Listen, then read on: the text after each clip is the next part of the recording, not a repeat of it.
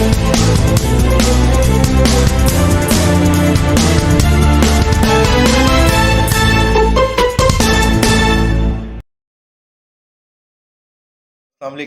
Welcome to जीतो बाजी खेल के। आईसीसी चैंपियंस ट्रॉफी का चौथा मैच जो कि आज ऑस्ट्रेलिया और इंग्लैंड के दरमियान खेला गया। ऑस्ट्रेलिया ने टॉस जीतकर इंग्लैंड को पहले बैटिंग की दावत दी, तो इंग्लैंड ने 50 ओवर्स में 351 रन स्कोर किए और ऑस्ट्रेलिया को जीतने के लिए 352 रन का हदफ दिया। 351 रन जो है वो हाईएस्ट स्कोर थे किसी भी टीम के चैंपियंस ट्रॉफी में। और अगर इंडिविजुअल परफॉर्मेंस की बात की जाए तो बेन डकेट 165 रन्स, जो ये भी जो है हाईएस्ट इंडिविजुअल स्कोर है आईसीसी चैंपियंस ट्रॉफी में किसी भी टीम के एक प्लेयर का।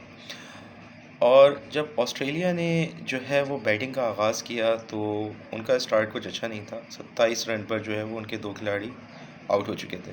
उसके बाद मैथ्यू शॉर्ट और मार्नस लबोशेन ने जो है वो एक 58 रन्स की पार्टनरशिप बिल्ड की। उसके बाद बैटिंग के लिए आए जॉश इंग्लिस और एलेक्स कैरी। इन दोनों ने ऑस्ट्रेलिया को एक कमांडिंग पोजीशन पर ले आए। बात की जाए जॉश इंग्लिस की तो जॉश इंग्लिस 120 नॉट आउट, और एलेक्स कैरी अनफॉर्चुनेटली वो मैच फिनिश नहीं कर सके, लेकिन उन्होंने 69 रन की शानदार इनिंग्स खेली। और आज की अगर मैच की बात की जाए थोड़ी सी रिकॉर्ड्स की, तो ऑस्ट्रेलिया ने जो है वो हाईएस्ट सक्सेसफुल जो है वो स्कोर चेज़ किया है आईसीसी के किसी भी मेन इवेंट में, या अगर बात की जाए चैंपियंस ट्रॉफी में तो ये अब तक का हाईएस्ट जो है वो सक्सेसफुल चेज़ है। और हम वापस उसी जगह आ गए हैं जहां पाकिस्तान को सिर्फ दुआ ही नहीं चाहिए, लेकिन अपने मैच भी जीतने पड़ेंगे। और वो शुरू हो रहा है कल का सबसे बड़ा मुकाबला अपने इंडिया के साथ, जो गेम होगा दुबई के अंदर। और ये बहुत इंपॉर्टेंट गेम है।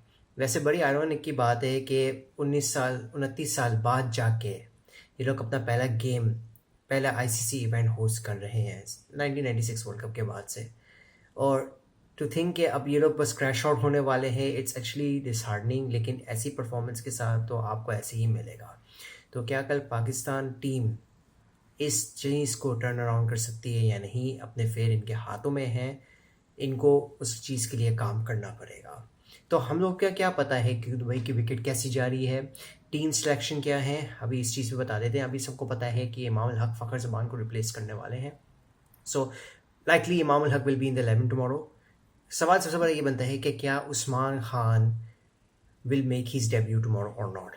और अगर वो डेब्यू करेंगे कौन से नंबर पे खेलेंगे, will he open the innings, is it इमाम और बाबर, इज इट उस्मान इमाम। या अगर उस्मान को अगर बाबर इमाम ने ही ओपनिंग करनी है तो क्या उस्मान पे कहाँ खेलेंगे, चौथे नंबर पे, which is not really an ideal for someone who is opening in T20 games.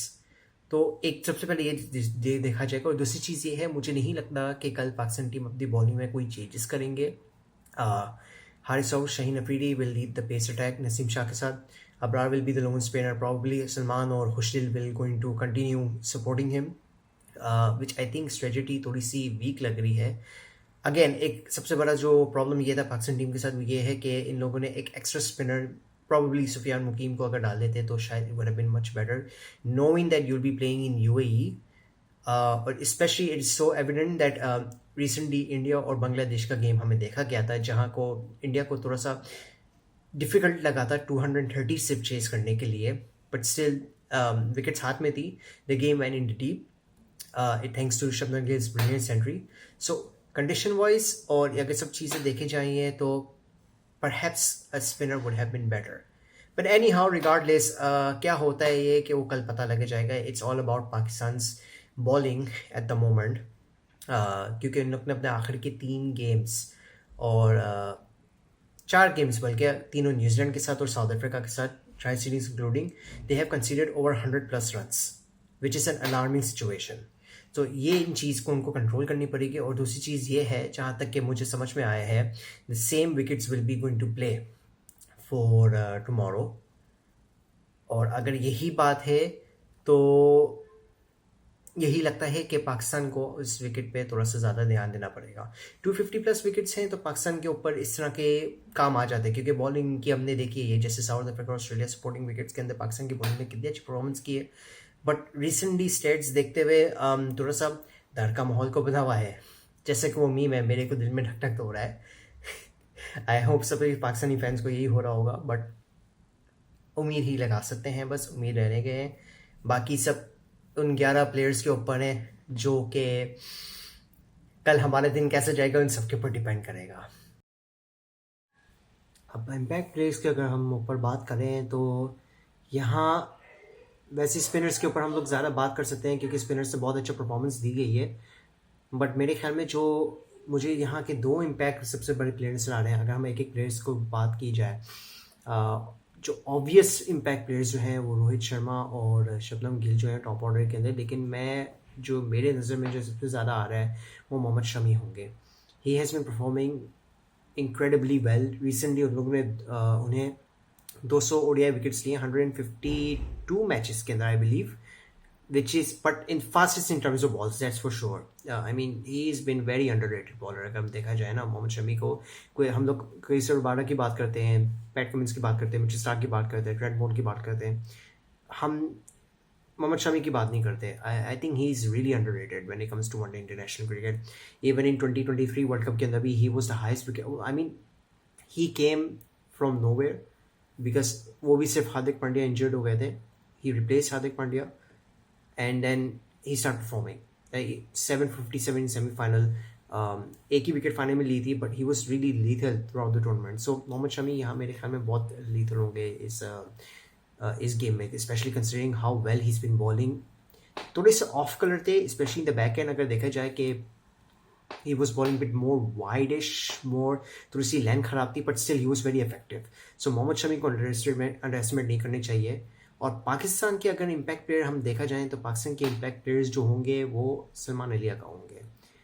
He has been really underrated for Pakistan. अगर हम इसकी कंसिडरिंग किया जाए कि किस तरह उन्हें परफॉर्मेंस दी गई थी पाकिस्तान के लिए, since out of 2024 he's been Pakistan's highest run scorer in one-day cricket, around just a touch below strike rate of 90, लेकिन he have run rates of over 300 350s ish, but he's been a really good player for Pakistan, and I think he's not been giving enough appreciation that he should be given. So it's going to be a really good contest। It's not just that for Salman, it's just that is an all-rounder, not just in batting bowling, fielding भी बहुत कमाल की उनने। हमने try series में भी देखा था, ये वन हैंड स्टैंडर्ड भी लिया था ये। एंड बॉलिंग में जब अगर चिप इन करना पड़े या थोड़ी सी रन्स कंटेंट बना करे, he is going through a really good phase right now. अब हम लोग इस चीज़ पे बात करते हैं जो पिच और कंडीशंस के ऊपर, जैसे कि पहले भी बोला गया है कि स्लो विकेट एक्सपेक्टेशंस हैं, तो यही लग रहा है कि कल के भी विकेट पे ये हो सकता है। ऑल्दो आई थिंक कि क्योंकि इंडिया पाकिस्तान के हाईली इंटेंस गेम के अंदर हाई स्कोरिंग गेम हमेशा से ही हुए हैं, हाई स्कोरिंग विकेट हमेशा से बनाई की गई हैं, और लास्ट टाइम भी यही था कि चैम्पियंस ट्रॉफी में सबको मालूम है कि फाइनल में कैसे गया था। लेकिन अगर ग्रुप स्टेज देखा जाए, ग्रुप स्टेज में भी फर्स्ट इनिंग्स में 300 रन लगाया गया था इंडिया ने, तो ये तो डिफरेंट है, ये तो यूएई है। अगर हम यूएई की बात से करें तो अगर हम 6-7 साल पहले जाएँ तो एशिया कप में अगर हम देखे जाए तो पाकिस्तान दोनों बार उन्हें बैटिंग फर्स्ट की थी, और पहले 162 में ऑल आउट हो गए थे ग्रुप स्टेज के अंदर पे। जब सुपर फोर्स में खेला था तो उन्हें 230-240 तकरीबन स्कोर किए थे, लेकिन दोनों बार चेज डाउन हो गए थे। लेकिन ड्यू का इसमें फैक्टर नहीं है, उस टाइम ड्यू का फैक्टर था, लेकिन इस टाइम ड्यू का फैक्टर नहीं होगा।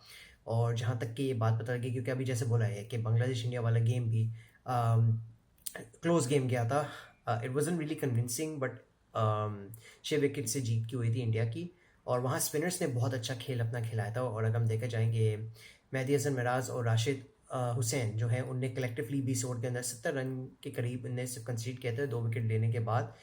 सेम वे इंडिया ने भी बहुत अच्छी स्पिन बॉलिंग की थी, जडेजा और कुलदीप यादव, जिनके ने मिला के 80 रन कंसीड किए हैं अराउंड 19-20 ओवर्स में। विकेट तो नहीं लिए लेकिन रन्स कंटेन किए थे, जहां मोहम्मद शमी ने 5 for 53 लिए थे अपने पूरे 10 ओवर के अंदर। तो यहाँ पेस बॉलर्स को कुछ सपोर्ट मिलेगी, लेकिन स्पिन बॉलर्स के ऊपर ज़्यादा फोकस रहेगा। और कंडीशंस भी यही है कि अराउंड 28 to 30 डिग्री सेल्सियस वहाँ दुबई में होंगे। It will be warm, it will be like typical subcontinent temperature, slow wicket. तो it will be all about how you going to cope with spinners. Middle over phase बहुत important रहेगा, और how are you going to accelerate in the last 10, that would be crucial as well. So for Pakistan, it's going to be very important considering कि उनकी bowling जो है, जैसे भी पहले डिस्कस किया गया था, कि अगर ये लोग अपने आखिर के जिस तरह 4 गेम में 10 ओवर में आखिर के 10 ओवर के अंदर रन्स कंसीड किए गए हैं, उनकी पावर प्ले बहुत क्वेश्चनबल अप्रोच था न्यूजीलैंड वाले गेम में। अगर ये लोग इस चीज़ पे कोप कर सकते हैं और can keep up with the conditions, especially considering that either one of Imam or Usman could open, it's going to be a very close game in my opinion. और प्रिडिक्शन की अगर हम बात करें, प्रिडिक्शन में मेरा है, मुझे लगता है कि कल इंडिया जीत सकता है, honestly speaking, being a Pakistani fan and all, considering के पाकिस्तान की बॉलिंग अटैक और जिस तरह के अप्रोच जो लिए गए हैं, डिसीजन लिए गए हैं बैटिंग के दौरान, I feel like India has a better edge to win tomorrow. और let's not forget for toss, क्योंकि टॉस बहुत बड़ा क्रूशल होगा। देखें, वनडे में हमेशा आई बिलीव के विन टॉस बैट फर्स्ट, क्योंकि स्कोर बोर्ड का प्रेशर होता ही है। फ्लैट विकेट्स पे ऑब्वियसली कोई भी चेस कर लेता है, लेकिन जिस तरह हेल्पिंग कंडीशन से अगर आप टॉस जीत के पहले बैटिंग करते हैं, ये जहाँ सपोर्ट मिलती है, और स्पेशली अगर ड्यू का फैक्टर ना बनता है, तो batting first is very crucial. I mean we seen कि अगर बांग्लादेश थोड़ा सा स्कोर लगा लेता 228 ही दे स्कोर, अगर 240 250 करते हैं, maybe just maybe they could have defeated India. We seen that in Asia cup in 2023 Bangladesh 5 run से जीते थे। Recently series I guess when India tour to Bangladesh 2-1 से जीते थे वो सीरीज, जहाँ पर I guess it was Shubman Gill who scored double century. So considering के अगर हम टॉस की बात करें, मेरे नज़रों में it's better to win the toss and bat first.